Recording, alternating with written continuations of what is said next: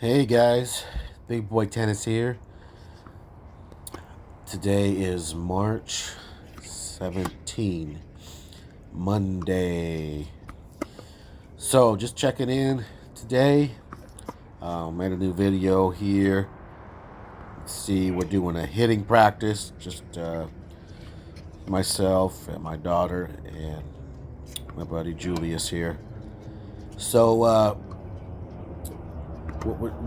just do some little talking here for a few minutes and then let you enjoy the hitting practice.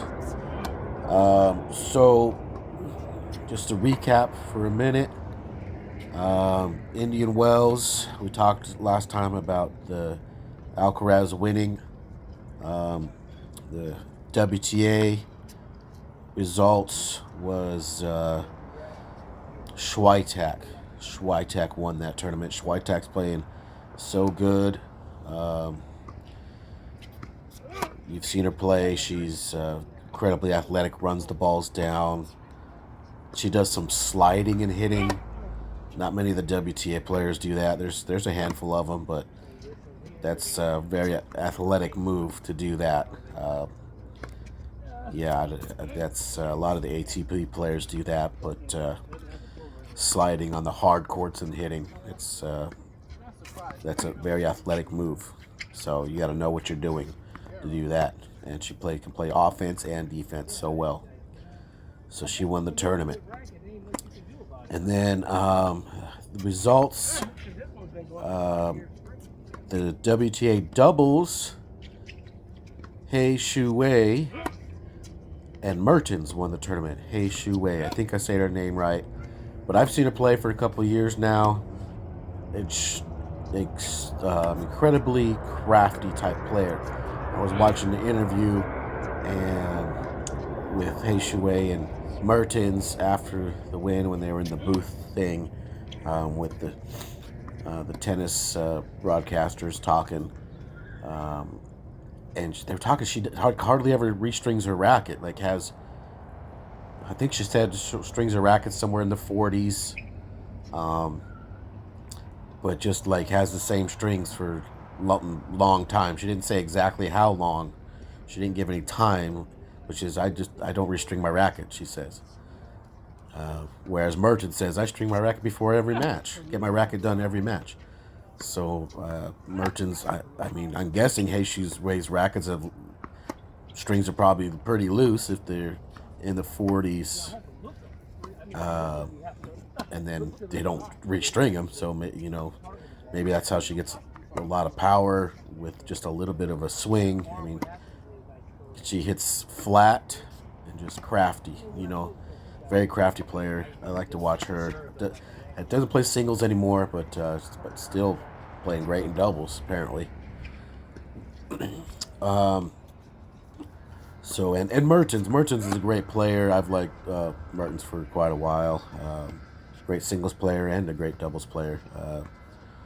Plays just a kind of a flat ball hitter, but very consistent with her shots. So coming up in Miami Open, they got the qualifiers going on right now. We got Halep, Simona Halep, however you say it. She's back.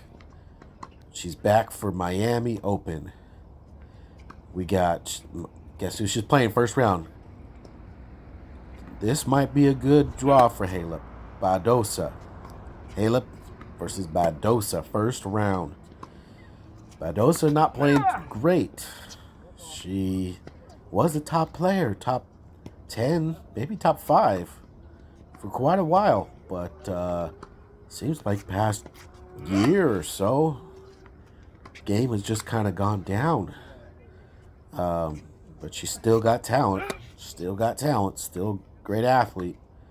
But who knows? Halep coming in with, no match experience for a while, but she might be hungry to win. So I'm looking forward to that one, to figure out how that was going, who's going to win that match. That's going to be a good one. So who do you guys like for Miami? Who's your pick to win? Schweitek gonna win again? You know, get the sunshine double. How about Alcaraz? Can he get that sunshine double for the ATP? Um, the kind of hard to pick and somebody else right now between those two players because they're playing great. Uh, but you know, it could be whoever's on fire that week. Um, Coming up this week, next week.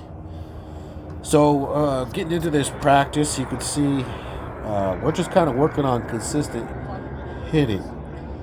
Um, I'm just trying to keep the ball going, move my daughter around a little bit side to side. Uh, we're just trying to keep the ball in play. You know, basically get a good groove, kind of like the other night in my other video, with 2-on-1. You guys do this 2-on-1 hitting ever? This is how Andre Agassi used to practice. I've heard that quite a few times.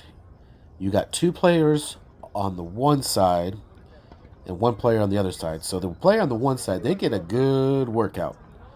They got to run, you know, the ball's down. They're constantly hitting. Players on the two side, you're just trying to keep the ball going. You're just trying to keep the ball in play. Give that player on the one side a good workout. Not necessarily slapping a winner past them or anything, because it's not realistic to play versus two people at the same time, you know. But if you can hit against two people, the more chance that we're going to keep the ball in play because they only have to hit the ball 50% of the time, right? Compared to just hitting 1-on-1. So you get a real good workout on that one side. You got the ball constantly coming back, and you can work on hitting it to the corners. You know what I'm saying? You're hitting on with one person. You can, if you're going to work on hitting the corners, you can only hit it to whatever corner they're standing on. You know what I'm saying? Or you just hit it in the middle, right? If you both are standing in the middle. But if this way, you got both players in the corner, so you hit it corner to corner to corner to corner. It's kind of simulates trying to hit the ball away from your opponent as well. So this is, I think, a really good way to practice if you got two players that are willing to do it that way, to be on the other side. And sometimes you can do it rotation. That way, each player gets time practicing on the one side by themselves, so everybody gets a good workout. Right? You just got to be patient to wait your turn to go onto the side by yourself if you're the one that really wants to get the workout on your solo side. So I hope you guys are doing well. You can see here I'm trying to tell my daughter to just be on her toes, just kind of get the split step going, to be active out there. She's good from the baseline, good consistent shot. Some of the coming forward is a little bit tough, the transition game, and for a lot of players, especially juniors and whatnot, the old or some of those older guys, we like being at the net and coming forward. For the juniors, they like to hang out at the baseline and hit a lot of balls. But so the transition game from forward to back is a little bit from back to forward, excuse me, is a little different. But the juniors like to hit a lot from the baseline. So well, that's one of the things we got to work on eventually. But right now we're kind of focusing on the ground strokes. But with time we'll work on the forward game. But some of the things I'm trying to teach her is make sure she's on her toes, and the spacing between her and the ball. Spacing is a really important thing. A lot of players, they don't know how far away they should be from the ball. I try to tell her and some of the other players, you want to be able to twist your body into the swing, right? Where you would make contact, your most powerful contact point, where your racket's moving the fastest through the air. It's where you want to make contact with the ball. So you don't want to be too far, to have the ball too far in front, where can barely reach it, but you don't want to have the ball too behind you either. Then your arm's doing all the work. So good spacing between you and the ball, a little bit out in front, and so like I said, the racket's at its fastest speed is where you want to make contact as you're swinging through the air. So spacing's very important here. So with the spacing too, you can hit on the rise. I'm trying to get her to hit some shots like right off the bounce. Maybe there's a few in this video you can see right off the bounce hits. She's been working out with that for a while now, right off the bounce kind of hits too. But hopefully you guys enjoy this video. And you guys take care and like always, have a great day. Bye-bye.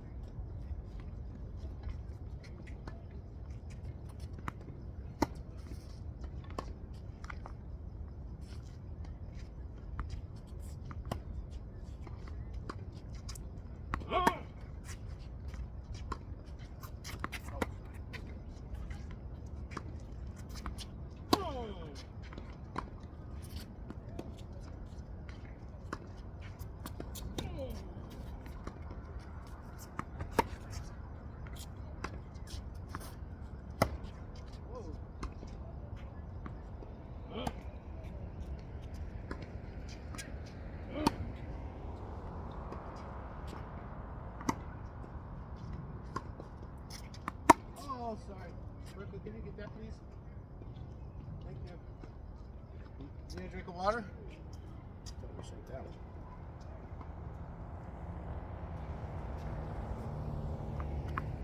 So I'm gonna be back next week. I'm leaving tomorrow. Oh, are you going on a trip? Where are you going? Cleveland, freeze my butt off. You still that cold in March? Yeah, March? it's not getting past 45. Oh, sorry. Some days it's gonna go 20. At night. Okay. How was far away is that from OSU? Right? The Buckeyes, Ohio State. It's not that. You're on the other side. Oh, you got Japanese. That's not where you're from? You're not going No, home? I'm going just a little bit. Oh, real estate. That's what you do, real estate. So shifting gears. Yeah. I'm an attorney. Oh, okay. My brother's a attorney as well. Yeah.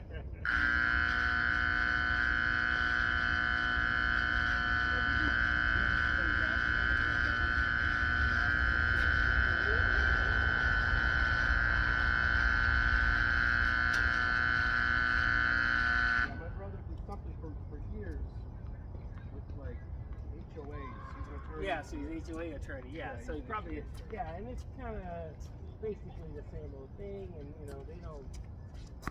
I'm sorry, they don't get so upset about the BS, you know, and it is what it is. So it's, I think he did that for 5-7 years. Come down, he switched to become a defense attorney. yeah, some people, you know, I mean, some people like it. And this one guy, you know, I'll get a case of this thing. It's not a half for a lawyer, but he's a nice guy. Guys, I would throw stuff to him. But he loves it, you know? I mean, Right? he loves that stuff. Paul Powell for a little while. So, injury for sure. Yeah, he did that for a little while, but he only did it for like a year. He didn't like Paul Powell. Yeah, it's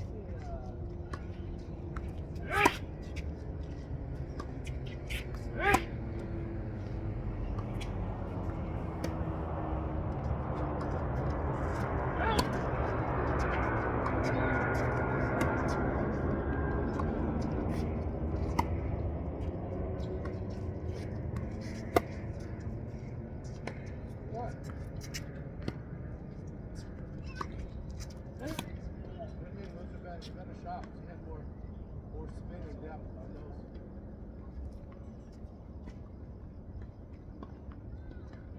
yeah, I can imagine that.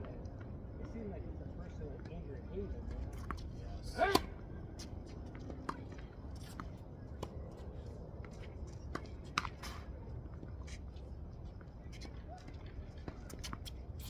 Yes. On the line.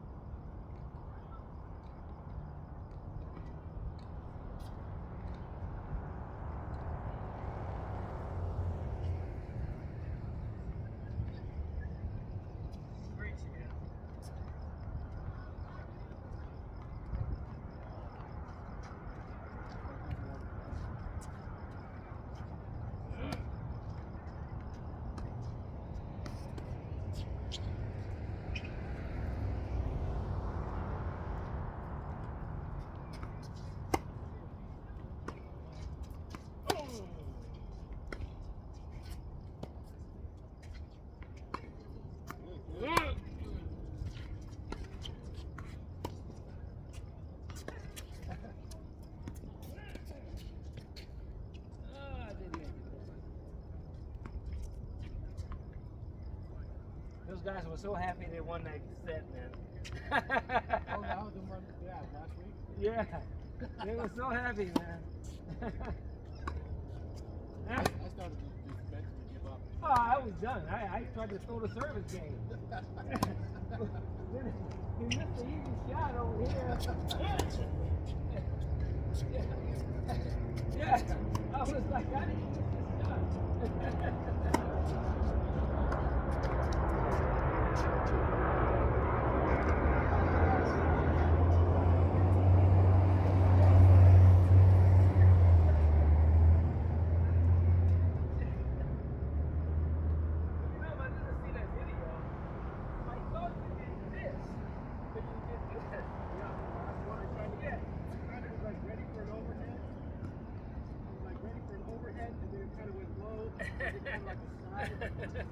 Yeah, that was weird. There you go. I actually seen those videos actually too. Because I wasn't, you know, I mean, I was serving a certain piece of ball there. So I didn't have no problems when I turned it. Sorry. Yeah. Oh, okay. Come on, come on, come on.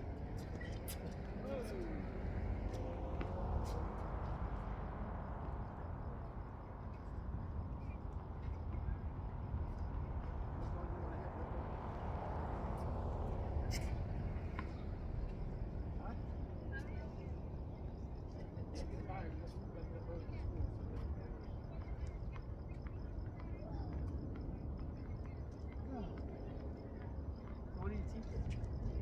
My wife teaches that. So I'm talking about the tennis. Oh, the tennis.